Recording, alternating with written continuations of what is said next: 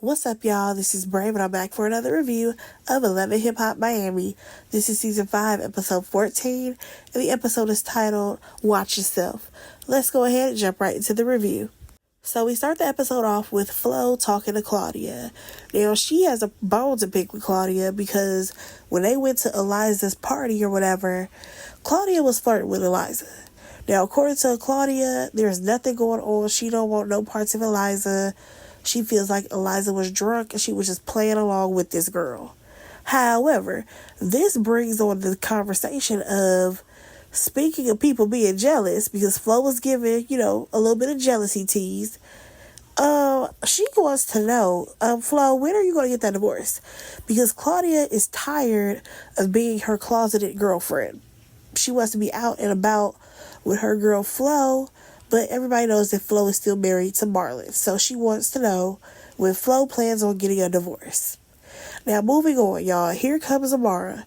She decides that she's going to pop up on Sydney. Now, speaking of Sydney, she has an event coming up called the Super Sydney Day. And basically, she's looking for venues for the event. Now, for some reason, when Amara gets there, she goes on and on because she feels like Sydney owes her something, I guess.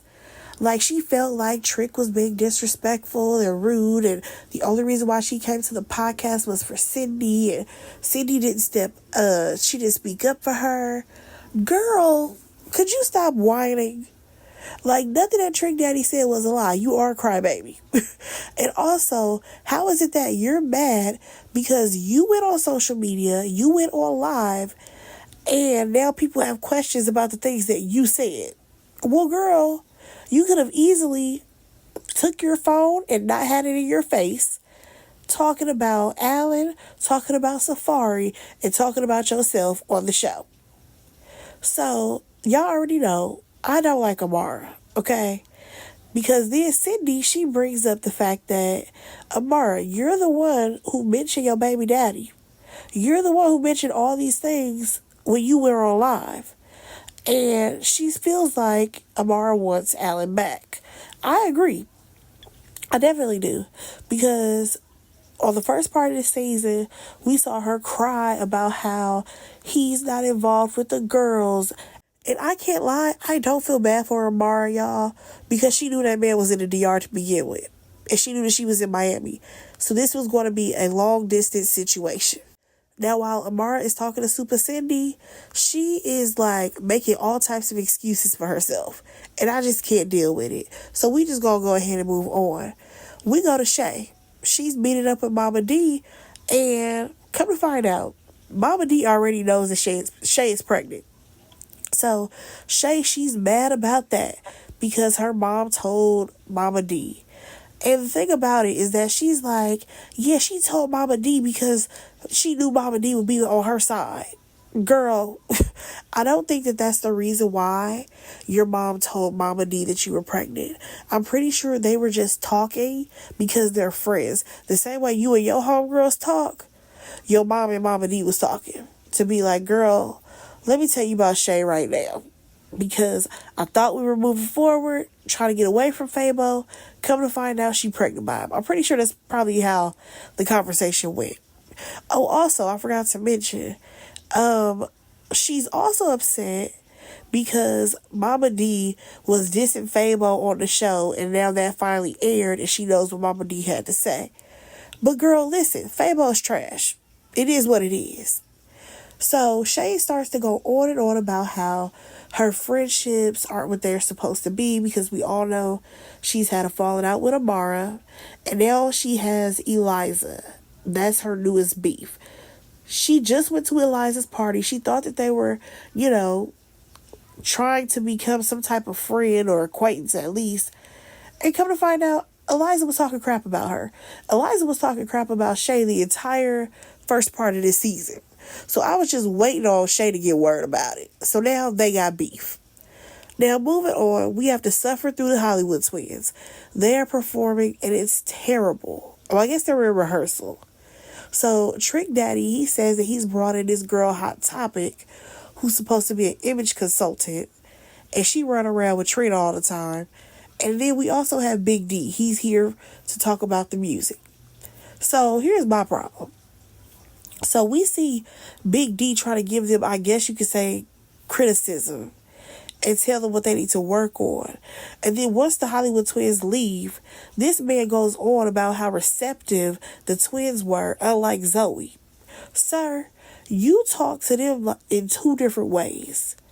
Because to you, you probably think that the twins are pretty. You think that the twins are beautiful women, so you want to keep everything real nice. When you were talking to Zoe, baby, you was real rough in the throat. Like, let's not forget, he always calls this girl the female Biggie. And I feel like he's trying to say that in more than one way, if you know what I'm saying, and I don't like that. Like, I just don't like whoever this little Big D guy is. He can go. Now, moving on, y'all, we see Eliza. She's shopping with one of her friends, and come to find out she's plotting on Safari.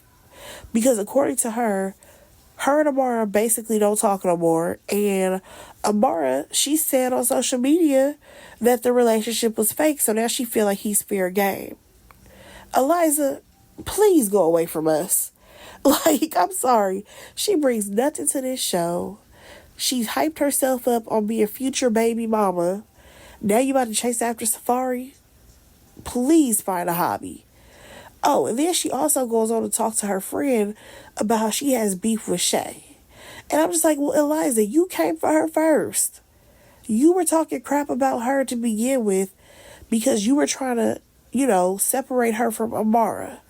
Let's not act like you didn't do that. But moving on, y'all, come to find out, Zoe's grandpa has passed away. And she's super emotional about it.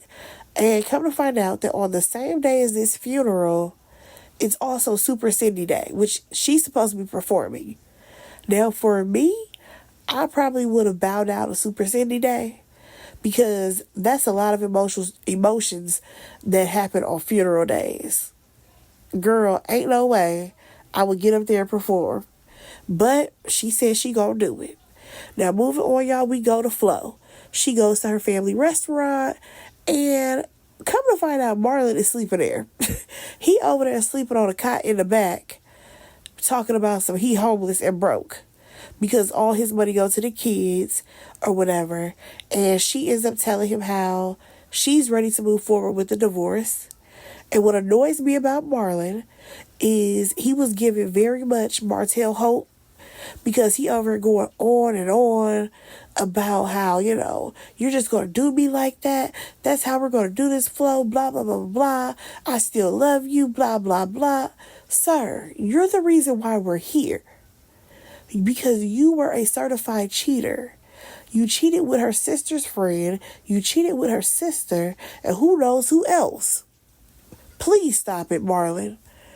Now, let's get on to Super Cindy Day. First things first, we see the Hollywood twins, right?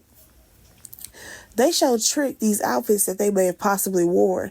And Trick was like, nah, you're not going to wear that. So I guess they just wore their little Fashion Nova fits. Y'all, they get up there and perform. It was so bad.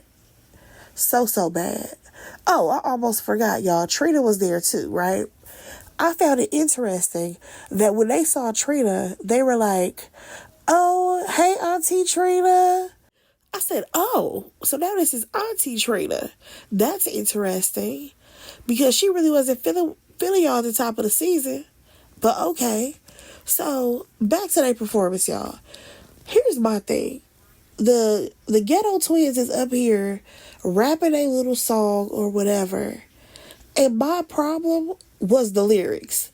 My thing is this.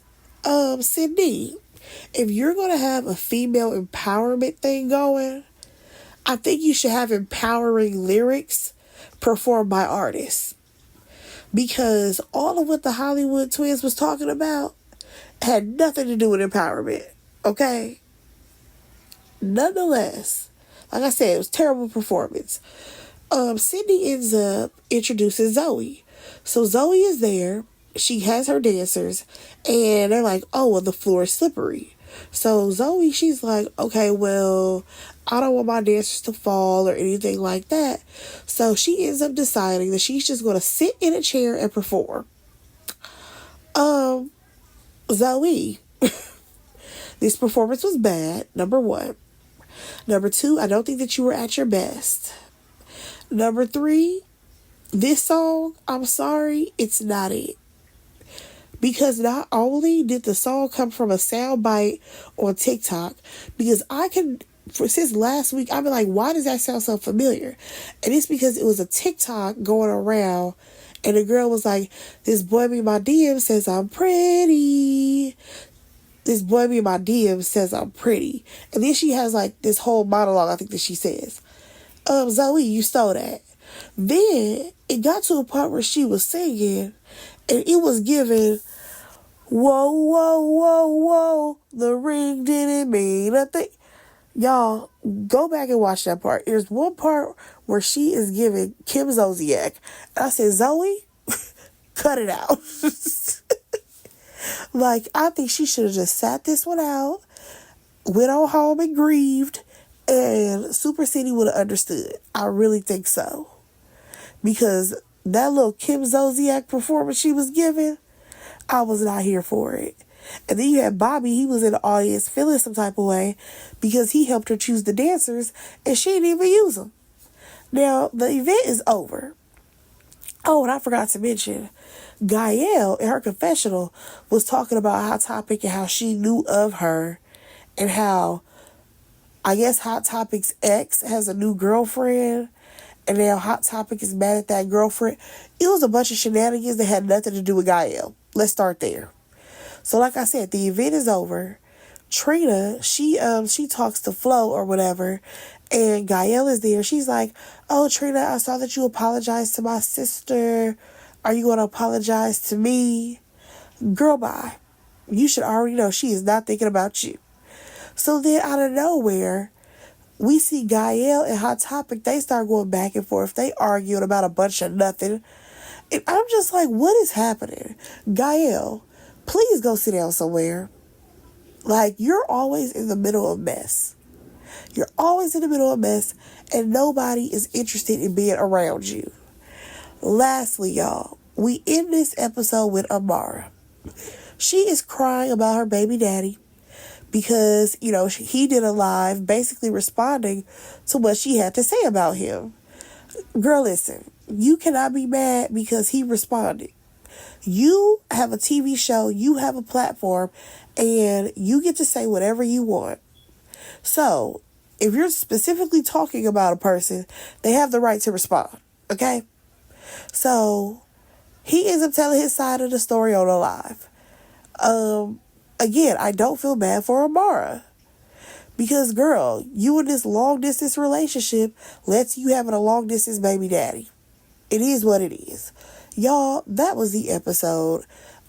This episode wasn't given at all. Hopefully the next one is better. Go ahead and like, comment, and subscribe to my channel, and I will talk to y'all in the next review. Bye, guys.